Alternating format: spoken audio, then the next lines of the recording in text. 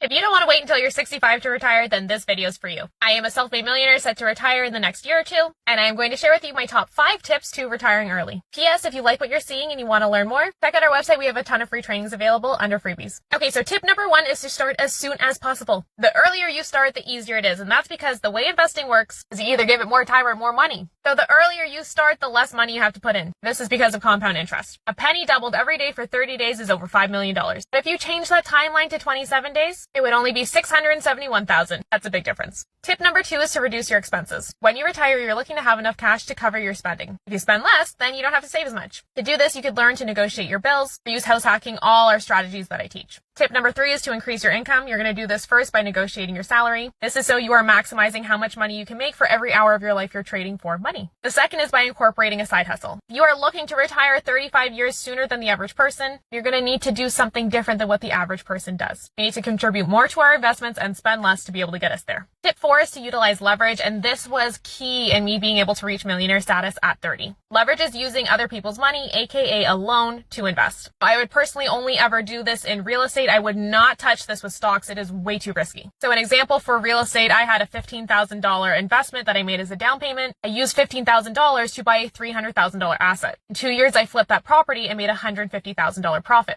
I 10x'd my money. This would have been impossible in the stock market and was only possible in real estate because I used leverage. Tip 5 is know what you're retiring to. So many people are retiring away from things, away from a bad job, away from stress. But if you don't know what you plan to do when you actually have freedom, you might find yourself feeling bored or lonely when you get there. If you're ready to learn, I'm here to teach you. Hit that plus and check our link in bio to get started.